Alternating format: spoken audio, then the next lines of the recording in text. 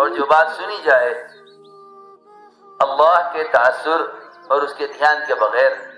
آگے کی بات بتانے سے پہلے اب میں آپ کو بتا دوں کہ ہمارے حضرت مولانا احمد لاٹ صاحب ہی وہ ہستی اور وہ شخصیت تھے جنہوں نے سب سے پہلے اس بات کو لے کر اختلاف کھڑا کیا تھا کہ ہم امیر بننے کے خلاف ہے، شخصی نظام کے خلاف ہے. یعنی حضرت جی مولانا سعد صاحب کی جو عمارت ہے، سب سے پہلے جس فرد نے اس کو شخصی نظام کہا تھا وہ ہمارے حضرت مولانا احمد لاٹ صاحب ہی تھے. اور حضرت مولانا احمد لاٹ صاحب ہی نے سب سے پہلے اس بات کو لے کر اختلاف کیا تھا. اور باقی جو لوگ ہیں بیچارے بھولے بھالے سیدھے سادے جن کو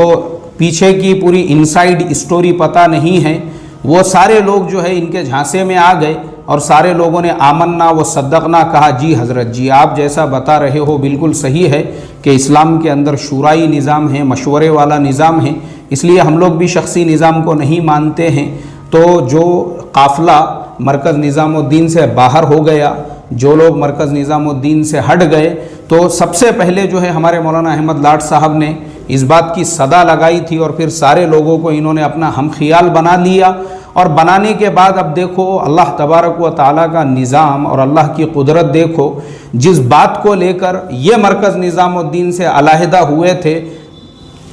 رائیون کے مشورے کے اندر، انہوں نے ہی وہ بات جو ہے وہاں پہ رکھی کہ بولے بھائی ہمارا کوئی نہ کوئی ایک ذمہ دار ہونا ضروری ہے، ہمارا کوئی نہ کوئی ایک امیر ہونا ضروری ہے، کیونکہ جب تک ہمارا ذمہ دار اور امیر نہیں رہے گا تو ہمارا پورا نظام تو بکھر چکا ہے.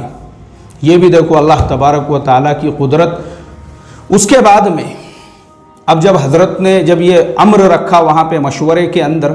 تو حضرت مولانا احمد لاٹ صاحب اور آپ کے ساتھ میں جو قافلہ تھا ان کو یہ جواب ملا، بولے حضرت امیر طے کرنے کی یہاں پہ جو ہے کوئی مطلب امیر طے کرنے کا کوئی امر ہی نہیں ہے، کیونکہ ہمارے عالمی شورا کے امیر تو پہلے سے طے شدہ ہے. تو حضرت کو ایک دم سے جھٹکا لگ گیا،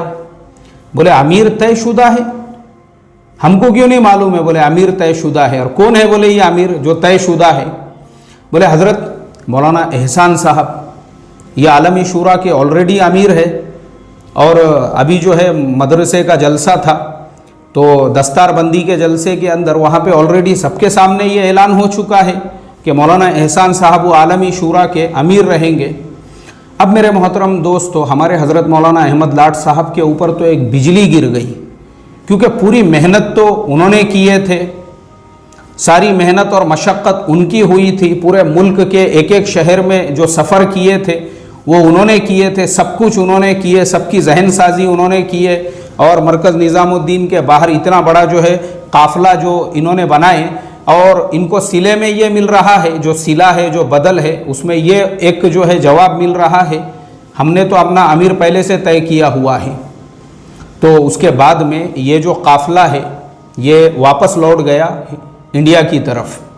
اب یہ انڈیا میں جو واپس لوٹے ہیں تو پتہ یہ چلا ہے کہ ابھی گجرات کے اندر گجرات کے علماء کو جوڑا جا رہا ہے. ایسے ہی جو ہے گجرات میں اور بھی جوڑ کر کے اس بات کا اعلان کیا جائے گا کہ بھائی وہ جو مولانا احسان صاحب کی عالمی شورا ہے وہ تو پاکستان کی عالمی شورا ہے، اب ہم خالی گجرات کی ایک عالمی شورا بنانے والے ہیں جس کے ذمہ دار ہمارے حضرت مولانا احمد لاٹ صاحب رہیں گے.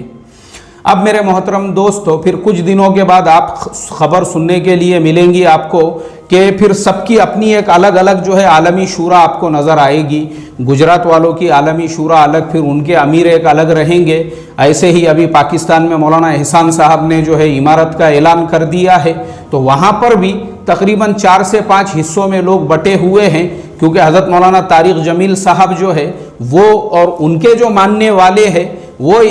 ان کو جو ہے قیامت تک بھی امیر تسلیم نہیں کر سکتے ہیں، کیونکہ مولانا طارق جمیل صاحب کی جو قربانیاں لگی ہوئی ہے تو وہ اتنے دنوں سے یہ انتظار میں بیٹھے ہوئے تھے کہ میری قربانیوں کو سامنے رکھ کر اور میرے جو مجاہدے ہیں ان کو سامنے رکھ کر کے انہوں نے دنیا کے جو ہے وہ اکثر اپنے بیانوں میں بولتے ہیں 160 ملکوں میں یا پتہ نہیں کتنے ملکوں کا انہوں نے سفر کیا ہوا ہے، اور 7 بر اعظموں کے اندر وہ جو ہے اس محنت کو لے کر گھومے ہیں، اور ان کو صلے میں یہ ملتا ہے، بدل میں یہ ملتا ہے کہ مولانا احسان صاحب کو امیر طے کر دیا جاتا ہے، اور وہ گھر کے اوپر کرسی پہ بیٹھے بیٹھے ایک چھوٹا سا ویڈیو بنا کر اس کو شائع کرتے ہیں. تو میں سمجھتا ہوں ان کے ساتھ میں یہ بہت بڑی حق تلفی ہوئی. اس وجہ سے مولانا طارق جمیل صاحب اور ان کے جو ماننے والے ہیں وہ قیامت تک بھی مولانا احسان صاحب کی عمارت کو قبول نہیں کریں گے۔ اب جب وہ ان کی عمارت کو قبول نہیں، کیونکہ ماضی میں ہم نے دیکھا ہے اسلام آباد کے اندر جو اجتماع تھا مولانا طارق جمیل صاحب کی، وہاں پہ بات جب طے نہیں کی گئی تو مشورے میں ہی دنگل شروع ہو گیا، ہنگامے شروع ہو گئے، اور حضرت نے وہیں مشورے میں بول دیے کہ بھائی جب بھی میں اسلام آباد آتا ہوں بیان تو میرا ہی طے ہوتا ہے، ایسا پہلی مرتبہ ہو رہا ہے کہ میں یہاں پہ آیا ہوں اور میرا بیان یہاں پہ طے نہیں کیا گیا۔ اس مسئلے کو لے کر کافی ہنگامہ آرائی ہوئی، کیونکہ تبھی پتہ چل گیا تھا کہ حضرت مولانا جو ہے مولانا احسان صاحب کے اگینسٹ میں، مطلب دونوں ایک دوسرے کے مخالفت میں ہیں اور کبھی بھی ایک دوسرے کو ماننے والے نہیں ہیں۔ تو پتہ یہ چلا کہ اب مولانا طارق جمیل صاحب جو ہے ان کی ایک اپنی عالمی شورا، وہ الگ سے، کیونکہ انہوں نے ہمارے حضرت جی مولانا سعد صاحب کی شان میں کہا تھا، بولے فرد قائم ربط ملت سے ہے تنہا کچھ نہیں، فرد قائم ربط ملت سے ہے تنہا کچھ نہیں، موج ہے دریا میں اور بیرون دریا کچھ نہیں۔ تو میں سمجھتا ہوں آج ہمارے حضرت مولانا طارق جمیل صاحب کے اوپر ہی یہ شعر 100% صادق آتا ہے۔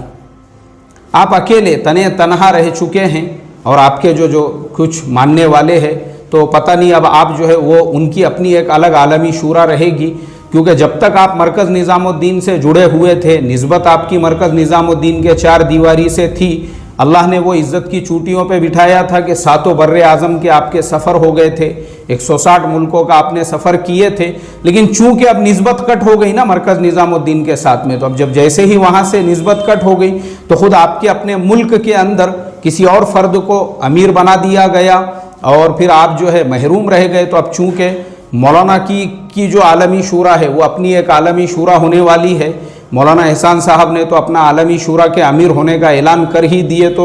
2 ٹکڑے تو ابھی فی الحال پاکستان میں ہی ہو چکے ہیں، پھر انڈیا میں ابھی مولانا احمد لاٹ صاحب جب گجرات میں اعلان کریں گے تو ان کی اپنی گجرات کی عالمی شورا ہوگی، پھر کرناٹکا کے اندر پھر کرناٹکا والے اب جو ہے اپنی ایک عالمی شورا کا اعلان کریں گے۔ تو جو عالمی شورا مرکز نظام الدین سے اس بات کو لے کر، یعنی جس کو علیحدہ کیا گیا تھا یا جو لوگ الگ ہوئے تھے، وہ صرف اس بنیاد کے اوپر کہ ہم لوگ شخصی نظام کے خلاف ہیں۔ حالانکہ وہ لفظ دیکھو دیکھنے میں کتنا پیارا لگتا ہے، کتنا اچھا لگتا ہے، یعنی وہ ہمارے ایک بزرگ ہے، وہ ایک جملہ ان کی کتاب میں نے پڑھا تھا، انہوں نے لکھا تھا، بولے اس زمانے کا سب سے بڑا فتنہ خوبصورت الفاظ ہے، خوبصورت الفاظ، یہ سب سے بڑا فتنہ ہے اس زمانے کا، جو یہ لفظ جو ہے